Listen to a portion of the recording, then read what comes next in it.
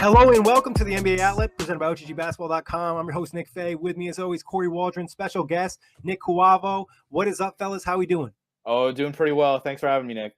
I'm outnumbered by Knicks right now. It's a 2-1. Yes, you were outnumbered. We just got past All-Star Weekend. What was your favorite event, guys? Oh, from three-point shootout, for sure. I didn't watch the actual Saturday Night Live. I watched it at 2:00 in the morning, so it wasn't as exciting. But for me, it was probably the All-Star game. I was entertained. Of course, Antetokounmpo and the Curry bounce pass, dunk, alley-oop, whatever you want to call it. That was probably the highlight for me the entire weekend. Yeah, no, that was a crazy dunk. Obviously, three-point contest favorite for me. Jack's boy, Joe Harris, won that. But honestly, it was a good All-Star weekend. What we're going to do here today, give our predictions for post-All-Star break. And as always, before we get started, check us out, iTunes, Blog Talk Radio, OTGBasketball.com, Google Play, Dash Radio, and YouTube. But guys, to get us started, we're going to do a little game. It's called Up and Down. I'm going to give you a player, and you're going to let me know if the rest of the season is going to go up or down from where they played so far this year. Sound good? Sounds easy enough to me. Yeah, let's do it. All right. Nikola Jokic. I think he's going to be going down. Personally, that's just a matter of he started off so hot, and I don't really know if he'll be able to keep his production up as the Nuggets get healthy and they get more. At least his numbers might drop for sure. That's how I'm hedging my bets. I'm going to say up. I'll say maybe the points per game go down a little bit, but you add in the added talent around him. You can see those assist numbers possibly take a rise, and rebounding, I think he still gets probably similar in rebounding, but the points per game probably does drop. But I think overall, you might even see the best version of Jokic because he's going to have all of these pieces finally healthy and around him. Yeah, straight facilitator mode. Definitely something to keep an eye on with all those guys coming back for Denver. Tobias Harris. Up for Philly, like in the context of the situation he's in. Up, he's gonna be seen as a real key fit in Philadelphia for himself personally. I think so. I'm gonna say the numbers take a dip. I don't think he necessarily I'm not saying his play itself is going to be poor, but I think the numbers will take a step back because I still think when they start figuring out how the ball will get distributed, who will get the touches, he's still going to be third or fourth in the pecking order. So his numbers I think will take a slight drop, but I don't think it's going to be lowering his efficiency at all. Yeah, production probably down, but overall game up.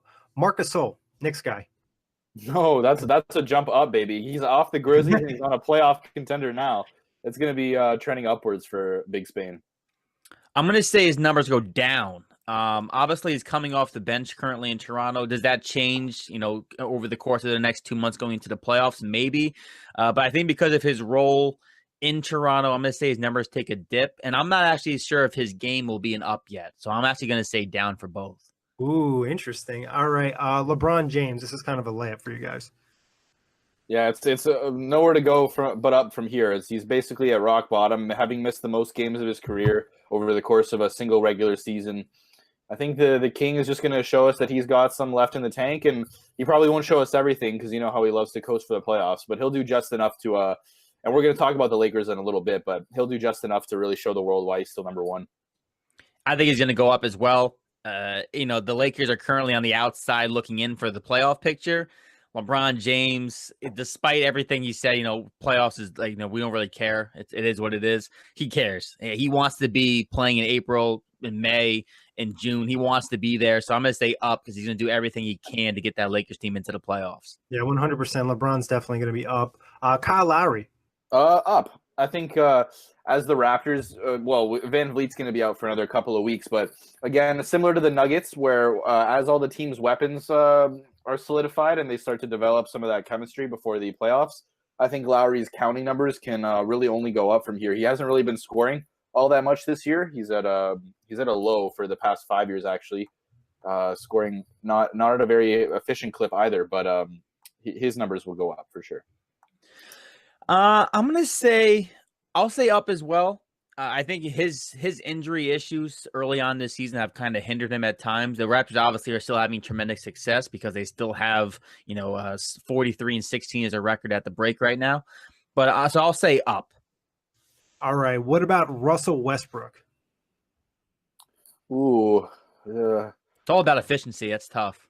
Yeah, I would probably call it even. Like, do I think that Westbrook's shooting I is going can't to do turn that. around? I'm just Yeah, I can't do that. kidding. Can't do that. Then I'll probably say down, because he hasn't really shown me a whole lot of increasing his efficiency. He did recently have one really good monster night in terms of his efficiency before the Thunder headed into the break, that game against the Pelicans that they actually ended up losing. But I don't think he's going to dig his efficiency out of the hole that it's in. Do I think he's going to keep racking up triple doubles? Absolutely. He's going to still contribute to the Thunder on the court, but I think his efficiency is just in a hole for this season at least. Yeah, I'm gonna say up slightly. I think Russell Westbrook has to get better, efficiency wise, right? The triple double stat line is there. Paul George has been the greatest thing to happen to Russell Westbrook since Kevin Durant. He's got that guy who can go out there and get him a bucket. And Westbrook's looks, they're not bad looks. You know, obviously the 3-point shots, like, tone it down. Let's not toss up so many shots from deep.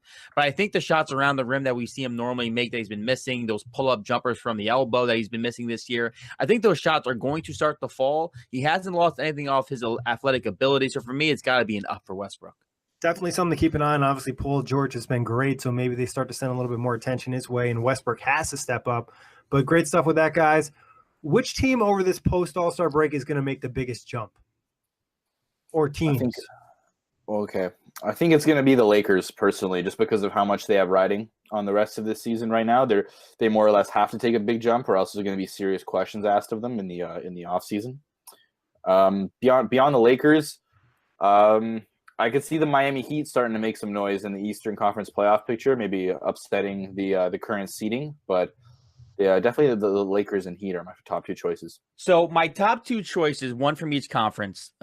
For me in the East, it's the Boston Celtics. Granted, I know that's not a huge jump because they're fourth, but I think the way they kind of went into the All-Star break, I kind of think they're going to figure things out.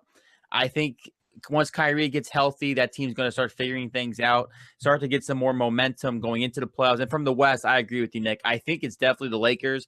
Obviously sitting outside of the playoff picture. I don't see them missing the playoffs. I think the Clippers probably take a slight step back, maybe even the Spurs, and the Lakers do end up getting in there. And a dark horse to jump for me in the West would be the Houston Rockets.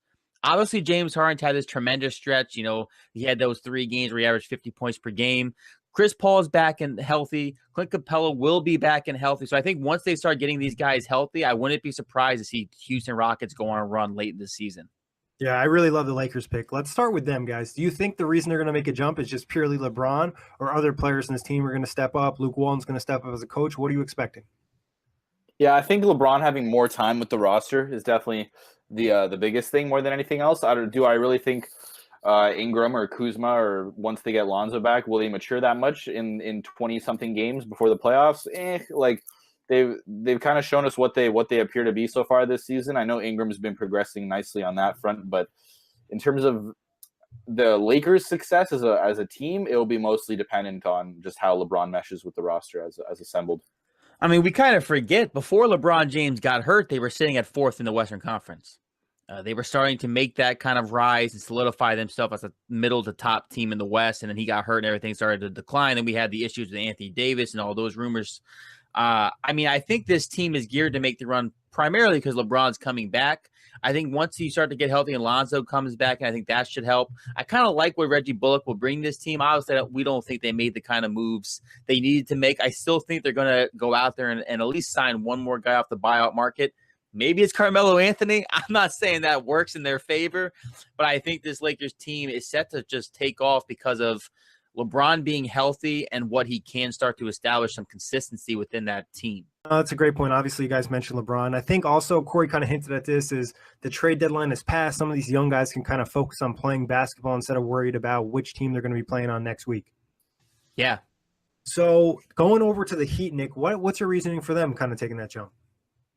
Well, I'm just looking at the Eastern Conference playoff standings here, and the Heat have that nice combination of, veteran head coaching. They got a lot of emerging talent in Bam and Point Justice and Jay Rich, and I'm looking at the teams that they could overtake. And I think personally, I'm kind of a bit of a downer on the Hornets and the Pistons. The Pistons have actually looked good as of late, but I really think the Hornets are going to fall out of a playoff spot.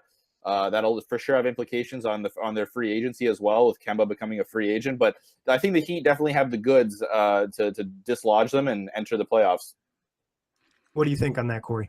I don't think it's a terrible take at all. I mean, the Charlotte Hornets, I think, are a dumpster fire. I mean, if Kemba Walker doesn't play at All-Star Kemba Walker level and drop 25 plus points, I mean, the Hornets team is just bad. Going into the All-Star game, they played the Orlando Magic and they got smoked by like 40 at home. And it was pathetic. And you're watching that team and there is just no help for Kemba Walker. So it wouldn't surprise me if, something happens where Kemba goes through like a little bit of a rough spell. I don't know if you guys noticed, he also didn't shoot well in the All-Star game. He went like one for 10, I want to say, or 1 for 8. So he didn't even show up. And that's 2 bad shooting games in the span of a couple of days. Maybe he's about to hit a slump. I'm not saying I want to see him in a slump, but if he goes slumping, the Hornets will take a dive. And like, Nick mentioned, the Heat are right there.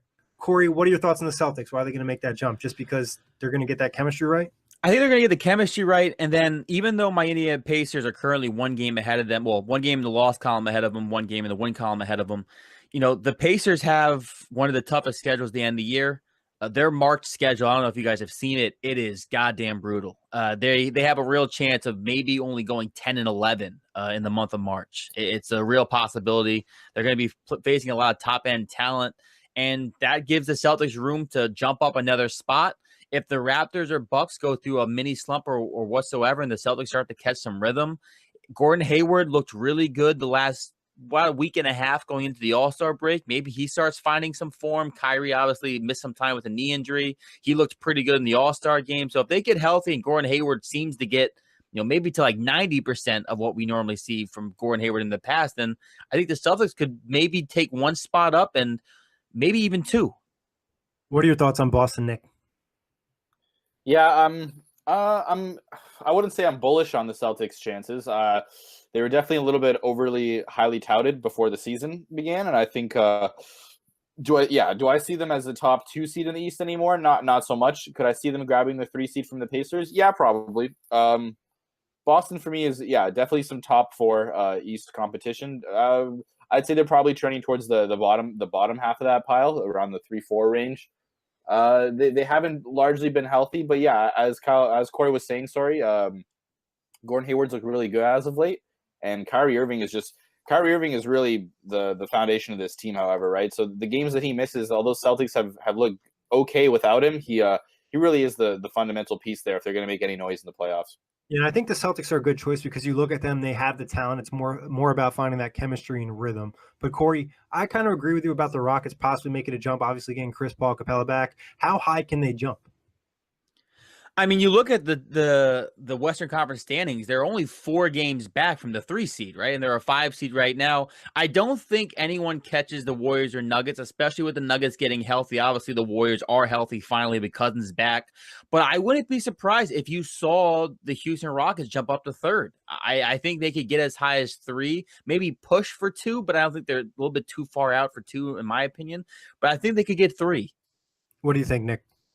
I think they could push the Blazers out of the 4 seed. I don't know if they could. OKC's looked really good as of late, and I'm not sure either one of Paul George or Westbrook are slowing down as of this moment. So I'd say I'd pencil them in for a top 4 finish. Yeah, definitely a team that can improve, getting back that talent of players and the ads they've made. But guys, on the negative side, which teams are going to make the biggest drop post All-Star break? I think the Clippers have to be a candidate. They shipped off so much talent at the trade deadline, and they have a whole basically roster full of players they have to work out on the court with right now, and it's just there's almost no way they hold on to that 8 seed in the loaded West. I think the biggest drop from the West is going to be the Los Angeles Clippers as well. I don't see it working out in their favor with LeBron getting healthy. I think the Kings are actually a better basketball team currently constructed than the Clippers. I like the addition of Harrison Barnes. I've been pretty high on that. And, there's a lot of games left, and I think the Clippers probably end up somewhere in the 11 to 10 seed range. Now, you guys think this is mostly because of talent, or is this something that was just bound to happen from the start of the season because they got off to that hot start? Talent. I think if that team stayed intact, if you didn't get rid of Tobias Harris, if you just didn't get rid of Tobias Harris, I think this team probably stays right between the 6 and 8 seed range. Yeah, getting rid of Tobias Harris is definitely what caused them to. What we're predicting them to slip, right? They got rid of a fringe all-star talent basically, and they're clearly signaling to their current roster that this season is kind of a loss to them. So they won't really also have much motivation to fight for the playoffs this year. Very true. Obviously they're more worried about the offseason. In the East, who could you see dropping, guys? Yeah, like we discussed earlier, the Charlotte Hornets. Like I really don't see them in the top 8 of the East by the time the season wraps up. Besides them, the East playoff standings look pretty locked down, at least 1 through 6. The Pistons probably will maintain their current position. I don't know. Maybe I could see the Magic being worse than they've currently been. It's kind of surprising to me that they're still kind of fighting for the 8th seed, but I could see them falling a little bit down the stretch. So for me, I'm going with the Pacers taking the biggest drop in the East. Hit yourself right in the heart. Yeah. It's I guess, I'm kind of like Jack in the sense when it comes to Nets, where I rather sell low and be extremely impressed. But let me just say, this is their schedule, guys, starting March 7th. They play the Bucks, then the Sixers, the Knicks, but then the Thunder, Nuggets, Blazers, Clippers, Warriors, Nuggets, Thunder, Celtics. That's their stretch. That is rough. I think they have the 8th toughest remaining schedule. So obviously top 10, not great, losing Oladipo. They've been doing good without him, but it's going to be a real test.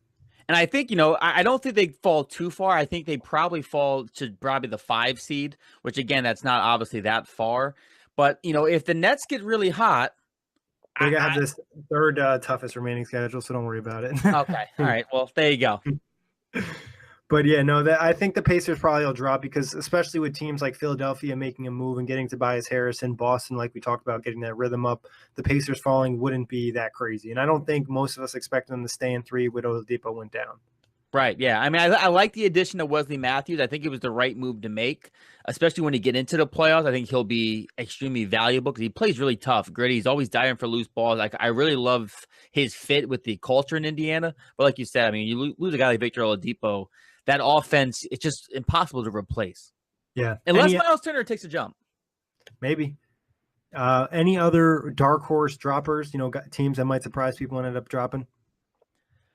Dark horse to possibly Portland. Ooh. I'm still not sold on Portland. The 2-man game, they obviously got Enes Kanter off the buyout market. I like what he gives them offensively, but it doesn't help them defensively. Rodney Hood, I don't think has been getting enough minutes, so I could see them taking a slight step back, possibly, and dropping. But I really feel like that's a regular season team that does do normally well in the regular season, and just doesn't, come up in the playoffs because they're just not built for the playoffs. But I wouldn't be surprised to see them drop. Yeah, wouldn't be surprising for me to see the Trailblazers drop out at all. I think Kory nailed it on the head with them. They definitely seem like the team that could stand to lose the most ground compared to the rest of their competitors. They only really added Rodney Hood at the deadline, and yeah, the team is a little bit short on star talent. Yeah, an injury to Dame or CJ or even Nurkic could kind of hurt them. But guys, moving on from there, obviously we did our biggest jump, biggest drops. Which coach are you guaranteeing to be fired by the end of this year or at the end of this year? Luke Walton. Okay, Kory, who you got? I mean, I can give you a couple if you want. I think Luke Walton gets fired. I think Scott Brooks gets fired, and I'll give it a 50-50 chance on Alvin Gentry. But that's more so because once they figure out who the GM is going to be long term, as we mentioned in the past, generally they kind of bring in their own coaching staff, their own culture and stuff like that. So if they do get a different GM, I wouldn't be surprised to see Gentry get the hook. But I think Luke Walton would be a lock, as well as Scott Brooks. Yeah, especially if the Lakers probably get knocked out first round, which is the most likely scenario. Scott Brooks, obviously Washington season's not going to go great. They need a scapegoat. And like you said, Alvin Gentry, I think he's going to be fired because they'll switch GMs and they'll kind of want to turn that over. Anybody else for you, Nick?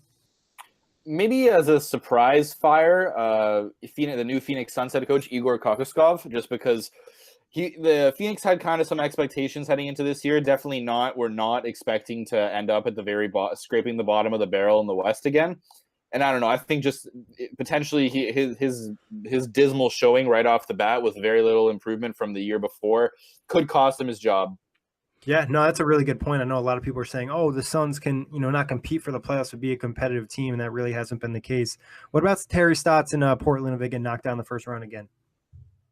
Ooh, well, you would think yes, but it's difficult to see Portland not they're not really a team of action, one might say. I could definitely see them holding on to Terry Stotts for another year or two, just because of how above average he's made them, even if they haven't won at the highest level. Yeah, I think the only way Stotts would get fired would be, not that it would ever come out in the public, would be if Damian Lillard wanted change, right? And I think they get along pretty well. Exactly. And I think the whole thing for Portland is you don't want to upset Lillard because you want to try and keep your superstar as long as you can in those kind of small markets. And obviously Lillard's a loyal guy to start with, so I don't think you want to do anything that may upset him. All right, guys, which young team is going to impress, post All-Star break and really build some momentum for next season? I think the Sacramento Kings are going to really show, blow the doors off everyone's expectations. They've been above expectation up to this point. Currently 3 games above 500 in the 9th seed looking in. I think though they might just finish in a playoff spot in the West. They've looked really good, a lot of young talent, and they've easily been, to me, the most surprising team thus far. So the 2 young teams I'm looking at in particular, one are the Sacramento Kings. I think you hit the nail on the head. Obviously, De'Aaron Fox, Buddy Hield, both those guys have popped onto the scene this year. Bogdanovich has been really nice for them. I love the addition of Harrison Barnes. Maybe not for the money, but I still think it's the right ad. Marvin Bagley has really impressed. Obviously, he gets a lot of shit for where he was drafted because it was over Luka Doncic, and he's not better than Luka Doncic, but I still think Bagley has earned a spot in the NBA long term. So I like the Kings, and I'll give kind of like a tie between the Dallas Mavericks and the Atlanta Hawks, because the Hawks really have played decent basketball throughout the first half of the season. They had that nice one over the Lakers going into the All-Star break. So I could see them starting to find some cohesion. Obviously, they're healthy at this point in time. And the Dallas Mavericks, they got some nice young pieces. Luka Doncic obviously will continue to impress us as long as he's on the floor. Are the Nets young? Are the Nets young enough to impress? Yeah, I guess I would consider them still young. Their starting lineup's under 24, most guys. Right. So I would say the Nets actually, too, should be thrown in that list for sure, because obviously I don't think a lot of people had them being 6th in the East going into this season. I don't think people had them being as successful as they've been, having 4 guys in All-Star weekend, which was the first time in franchise history. Yeah, tied for the most, and Dinwiddie would have been there without the injury. So right. So I think what the Nets have going just from that alone should say that if everything goes right the second half of this year, despite the tough schedule, and maybe even if they beat expectations going into the end of this season with that tough schedule, then I think the Nets should be in that conversation as well.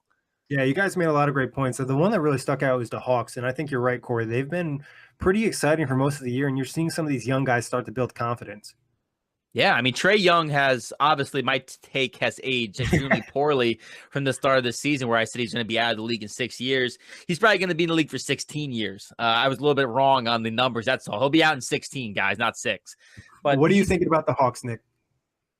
Oh, I mean, yeah, the Hawks have been surprising, if only that, although they're not winning so many games, they've proven that their young nucleus is quite good, and they've been drafting very well with Kevin Huerter, Taurean Prince, Trae Young, John Collins, even DeAndre Bembry, Omari Spellman. They've been doing really well in terms of developing their young talent, and they're not at the basement of the league. So it's surprising to see in that way. They're definitely ahead of schedule. Do I think they'll be in the playoffs next year? No, but do I think that their young core could have the championship top end potential? Sure, yeah, absolutely. Would you guys like to see the Hawks land Zion? Ooh, I never thought about it until this very second. I just think Zion in a Knicks uniform, because that seems to be the only thing that's getting printed these days. But I would love to see him in Atlanta, sure. Personally, no. I think it would be fun, but I think a guy like R.J. Barrett or even Cam Reddish may fit better. Because I think you can have Zion and John Collins, but I think I don't think you want both those guys on the floor for you. So I think you'd rather have a solidified wing in either Reddish or Barrett, personally. Yeah, they have somewhat similar games, I guess you could say. Obviously, if you have one, you're going to take Zion regardless. Yeah, for sure. But guys, talking about kind of to the offseason, which star are you guaranteeing is going to leave? This one's so tough. Guaranteeing going. You can pick more than one, too, if you want. If you're feeling risky today. I want to say Kawhi is going to leave Toronto. Wow, Kory punched himself in the stomach, and so did you. Yeah, of all of them, because Kyrie has that whole verbal commitment to Boston thing, and even though he kind of walked that back, it's still tough to see him leaving a situation like Boston for a situation like the Knicks, right? Like that to me is just what doesn't. Keep holding it up, and unless Kyrie has some sort of promise from like why would you switch from something so guaranteed for the next 5-6 years to something like that? But besides, and then Jimmy Butler, is he going to leave the 76ers now that they traded for Tobias Harris? Like, is Tobias Harris going to leave the Sixers if they're willing to splash all that cash? Like, I really don't think so. To me, it's Kawhi Leonard. He recently bought some property in LA, and even though everyone says like, oh, don't pay attention to where stars are buying real estate, LeBron James had real estate in California, so that's something to keep an eye on. I guess you got to All get right, real estate weekly. So do we want to put any stake in the fact that post All-Star game last night, Durant, Kawhi, and Irving were all in a little circle, and Kawhi was even dancing? Yeah. The guy was dancing. So obviously those three are pairing up, right? That's how this goes. It's how a big three is created. I don't know if there's any possibility for all three to link up. I don't think so. Yeah, I don't think think it's so. pretty much impossible salary-wise, unless somebody just went crazy. But I will say that I'll say two guys are leaving. And the only way this changes in my mind is if the Celtics go on a very deep playoff run, so you know where this is going already. I think Durant and Irving both leave. Okay. I am completely not on board with this, but on this train. I don't know if you guys have seen the conspiracy tape that was made over this past weekend, but Durant and Irving were up each other's ass all weekend. When Durant won All-Star MVP, Irving was the only player to wait through the entire ceremony for Durant to get his trophy. He even rubbed Durant on the head when Durant walked up.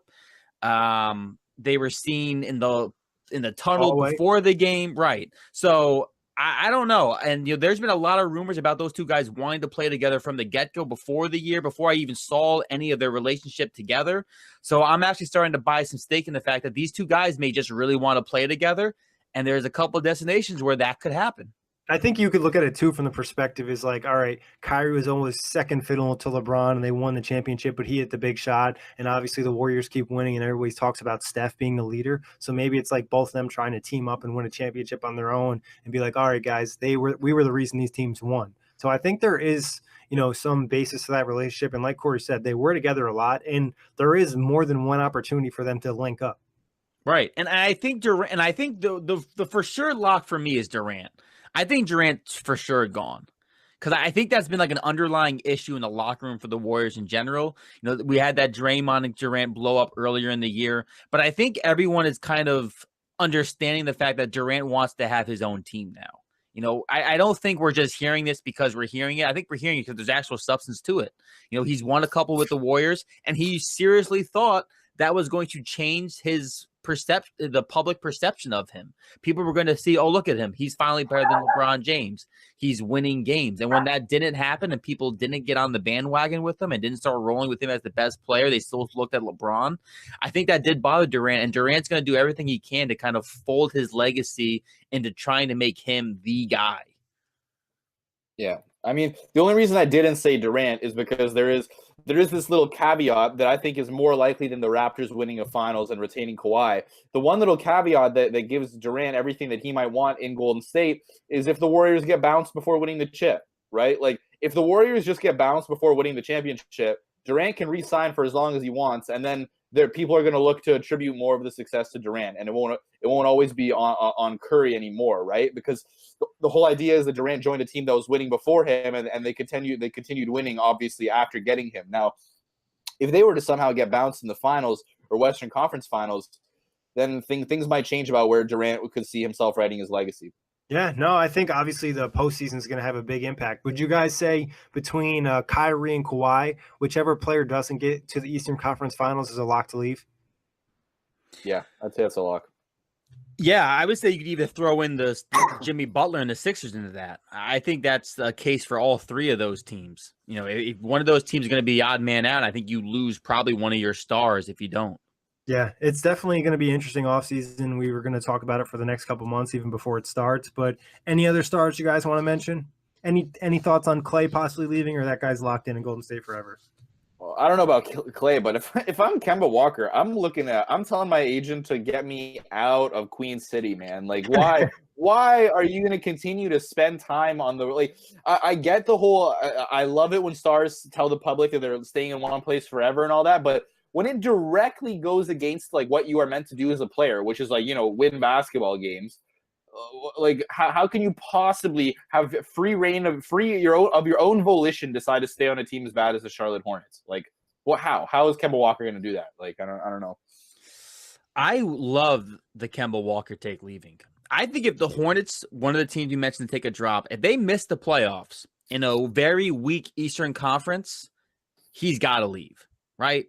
I don't know how you can convince me, someone who, and if I'm Kemba Walker, I'm entering the prime of my career. The East is bad, and I still can't get into the playoffs in the All-Star type season. Like, yeah. I don't think there would be any way to try and sell me unless, he was to wait to see what other moves they made. And then they, you know what I'm saying? Like, I would have to see serious changes made before I ever put a pen to the paper. And they're seriously limited. The Nicholas Batum contract, man, he can't jump. He's got no hop. If you watch him take a jump shot, he jumps like an inch off the ground. Like, it is very sad. Well, we know it really upsets Kory, Batum's jump shot, but also you got MKG. There's just a couple contracts down there just terrible. Biombo, 17 mil. What do you guys? Sorry, just to expand one more time on that point.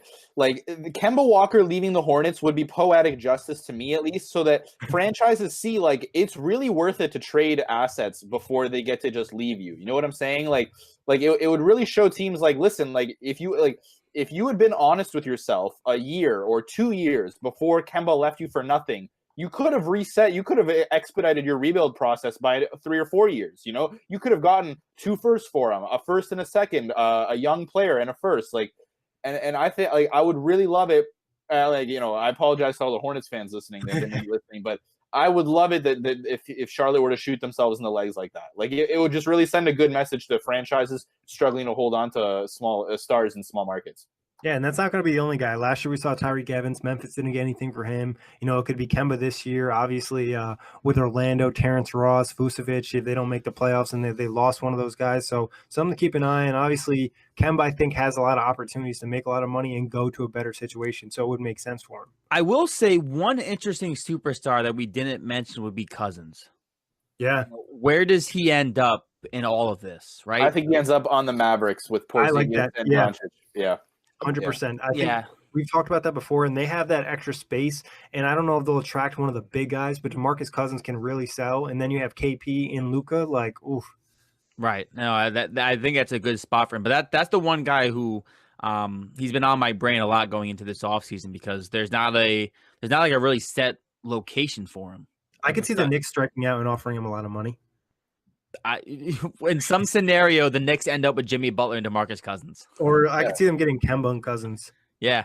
And that's actually not terrible. I mean, obviously I don't know how high your ceiling is, but it's definitely not terrible. Kemba's a New York guy. The only thing that would hurt that is they just got Dennis Smith. So it's like, are you going to add another point guard? Do you believe in him or do you believe in running 2 point guards? That's a good point too. So, all right, guys, I guess I'm going to throw this in there. I know it's not, for your preparation.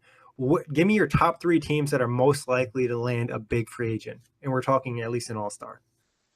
Oh, top 3 teams most likely to land a big free agent. Well, okay. Lakers, Knicks, and Clippers. For me, I'll go ahead, Kory. Yeah. No, go ahead. Ask your question first. Nick, why are you 100% sure on the Lakers that they're going to lock somebody in?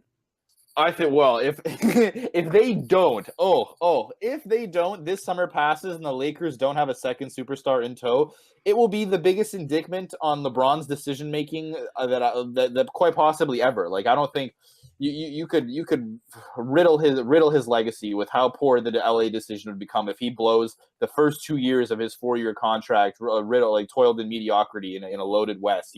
A decision that so many people could have seen coming. Just so many people would tell him, if you really wanted rings, you would have gone to Philadelphia. You would have gone to Houston. There's no way. Like, if for the Lakers to come up without another superstar this summer is a huge failure, enormous, almost too big of a failure to even imagine. See, now I want to comment on that first.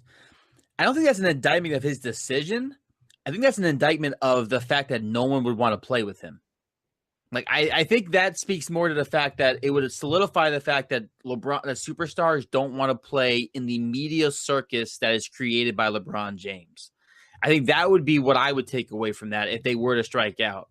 With that said, the Lakers are still a team that I think does land some kind of free agent. They may strike out, and they may get a DeMarcus Cousins, right? Maybe that's where he ends up. Maybe they get a Jimmy Butler because they missed out on the big guys. But I'm going to say Lakers, Clippers, and Mavericks. Okay. Those are some good teams, guys. So that'll be interesting in the offseason. We know there's a ton of teams with cap space, and someone's going to get overpaid. Any dark horse teams out there? Nets. As free agents, how about the Jazz? What about the Jazz? That's an interesting one. I think the one thing for the Jazz that sucks is just their market. Like, yeah, guys, I'm going to play in Utah for 5 years. But, some people care about winning. But Kemba actually wouldn't be a terrible spot for them because I could see him going to another small market. But we could spend all day on the offseason stuff, guys. Kemba the Pacers. Kemba to Indiana. Yeah, we discussed it. I actually really like the fit. If I'm Kemba and I want to stay in the East and I want to stay in a small market, I'm going to the Pacers. Yeah. It's a perfect fit. Oladipo's going to take a while to get back. Like, you'll have him there to kind of run the show while he's kind of getting back 100%. You got a pick and roll guy into bonus, and you have Miles Turner locked up long term for 4 years on the cheap, and he should take another step eventually. So yeah, I think that would be a fun spot. Yeah. How long is Bogdanovich's contract? Expiring. Everyone pretty much in the Pacers is expiring besides Sabonis, Turner, and Oladipo. Oh well, that's a solid young core. If you were to add Kemba to that, you could fill out that roster really well. Yeah, for sure. Yeah, they've drafted pretty well with some of the young guys. Look pretty good as well. Guys, getting to our playoff predictions. You don't have to tell me in order. Just give me your 8 picks. Okay. We'll start with the East. All right. For the East, I've got I'll tell you in order. Bucks, Raptors, 76ers, Celtics, Pacers, Nets, Pistons, Miami Heat. Same exact one for me. So for me, are we giving orders or no? You can give order if you want. I actually have the same order as Nick as well. So I'll give orders. Bucks, Raptors, Celtics, Sixers, Pacers, Nets, Pistons, Heat for the East, and then for the West, I have Warriors, Nuggets, Thunder, Rockets, Jazz, Blazers, Lakers, Spurs, Kings. Right? Is that 9? I think you had too many. 9. Yeah. Drop the bottom team off the West. Okay. Nick, who you got for the West? Yeah, for the West, I've got in order Warriors, Nuggets, Thunder, Rockets, Jazz, Spurs, Lakers, and Trailblazers. Yeah, I have the same picks as you guys. The only thing I have is I have the Lakers last, but I could see them easily jumping the Blazers. But it looks like we're pretty much locked up with our playoff predictions. We don't even have any different teams. Any other thoughts on that, guys? Did I have?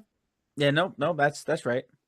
Yeah, we literally all had the same exact teams. I mean, the playoff race isn't extremely hard to tell at this point. We've seen a lot of teams go down. It's more so about the seeding that I think could change, especially in the West. We could see a lot of teams jump in the East. It's pretty much that 3-4, maybe 5-2 that can swap a lot. But, a lot of the stuff is already set in stone who we think is going to be a playoff team. I think the only thing you can really talk about is the bottom seeds for both conferences.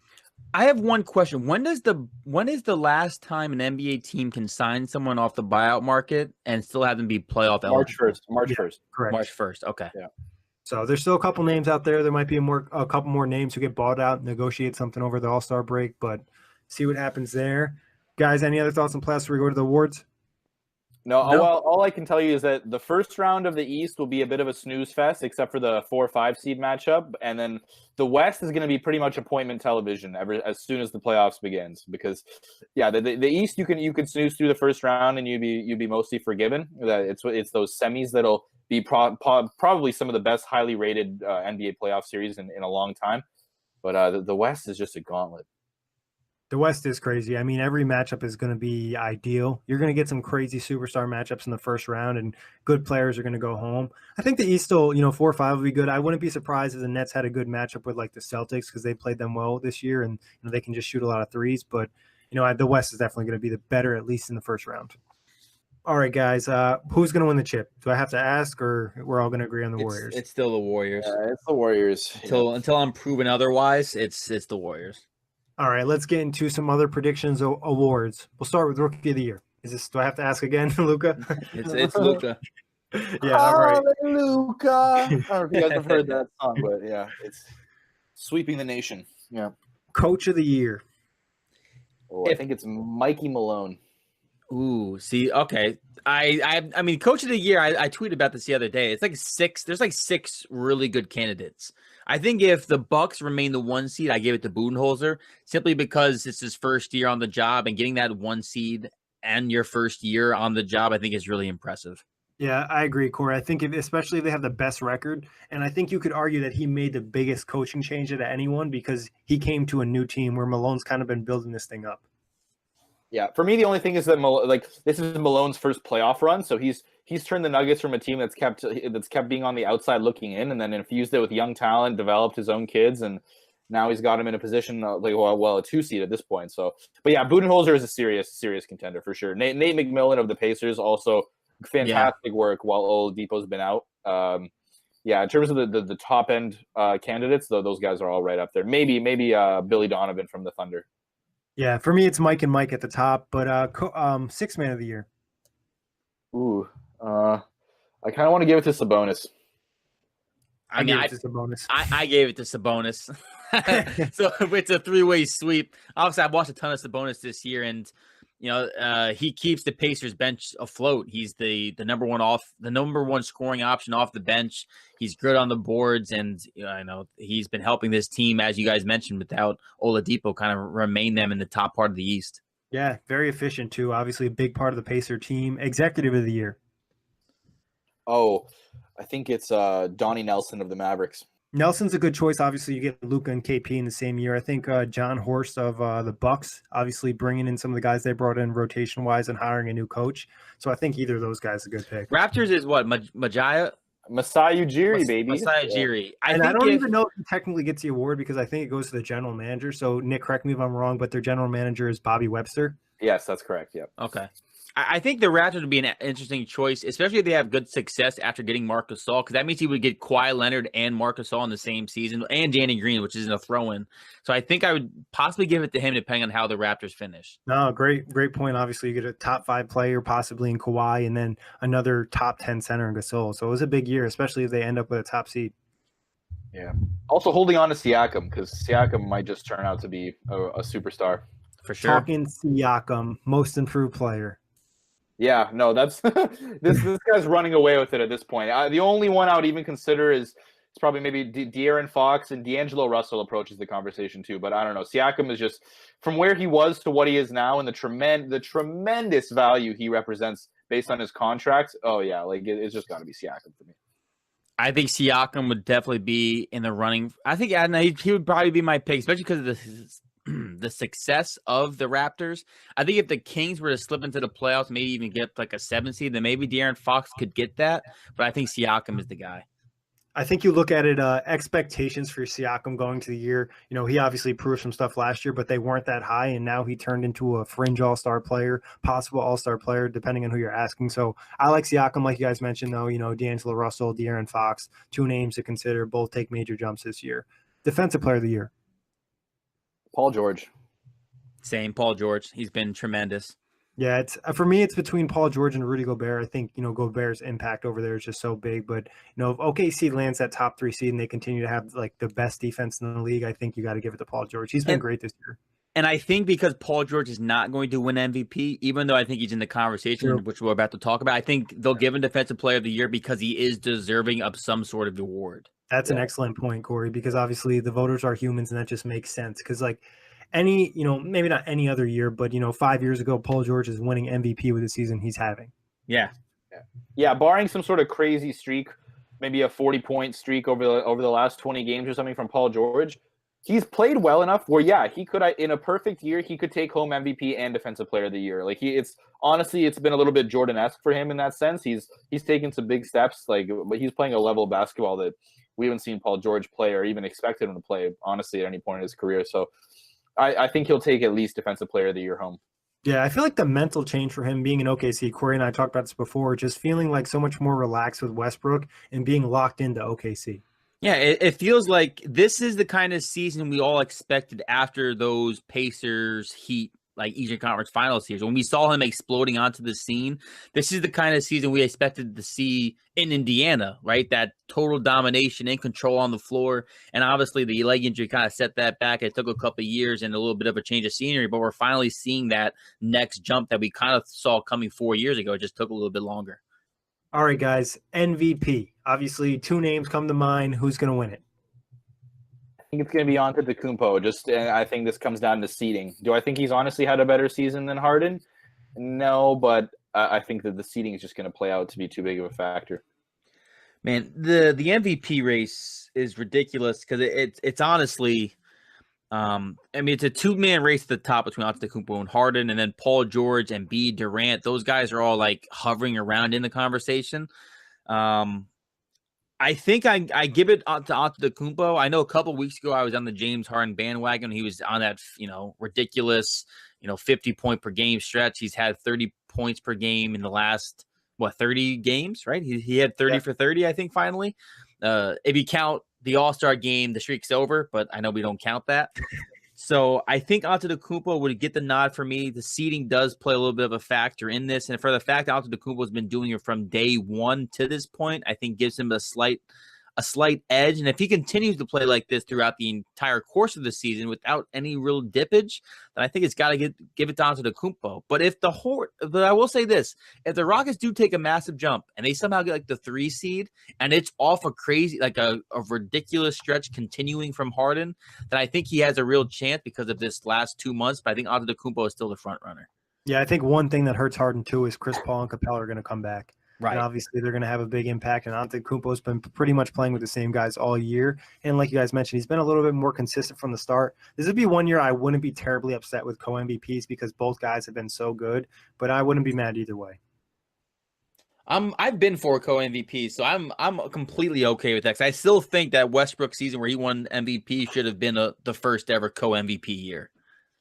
Yeah, I mean it's definitely a possibility. I know some people think it's like a disrespect to the guys, but I think it shows the amount of talent we have that we're able to say that there's 2 MVPs in a season. I know we saw it in the NFL, right? It was Peyton Manning and someone else, I believe, won co-MVPs at one point in time.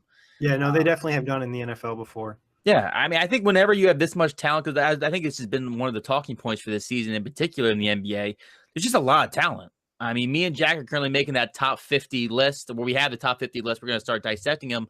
And there's a lot of talent. I mean, the top 20 players, I mean, all those guys are top-notch guys, and like the top 10 are all MVP candidates. Yeah, it's crazy. Would you guys be opposed to an East and West MVP? No, I think that's the logical next step. If you're going to have co-MVPs, having one from each conference would really go a long way. That would solve this season's MVP debacle really well, for example, right? Like you'd have Giannis from the East and Harden from the West. I say no, only because I think the talent's too dispersed between the conferences. Like not that I think Antetokounmpo, I don't know, the East is bad, right? So I don't know if I would be okay with having conference MVPs. I think it's a fun thought, but I don't know. I think the balance is slightly starting to change. Like I think the West is still more talented, but the East is getting better every year. You see more players coming over. You know what I mean? Right. No, I agree with that. Because you just saw at the All-Star break, Gasol and Harris, obviously, Gasol not the same as he was. You saw Kawhi in the summer. You saw Jimmy Butler this year. So depending on what happens in the offseason too, let's say Durant comes over to the East and Cousins, now all of a sudden it's starting to balance out more. So obviously something to keep an eye on. Guys, any other predictions you want to get out there post All-Star break? Any hot takes? I want something spicy from each of you. Ooh, hot take, eh? Ooh. Well, my hottest take would be that the Utah Jazz don't make the playoffs. Ooh, that was spicy. The Jazz are just a team that I haven't had a whole lot of faith in over the course of the year. I thought they were really overhyped. And if you listen to our previous pods, I've made the statement before where I think the Jazz they simply don't have the makeup of a team that's going to get far in the playoffs to me, at least like in the modern NBA. Like they're not enough shooters from distance, not enough. They play great defense, but that grinded out pace just won't get you very far. So that's just me personally. So since I already said the Pacers are going to take a drop, my hot take will be the Pacers don't drop at all. Okay. Miles Turner finishes. Like I know. Fine. I'll specify. Hot take. Miles Turner averages 19 points per game and 2.5 blocks per game on 50% shooting the rest of the season. Yo, I'd call Miles Turner a dark horse and defensive player of the year candidate.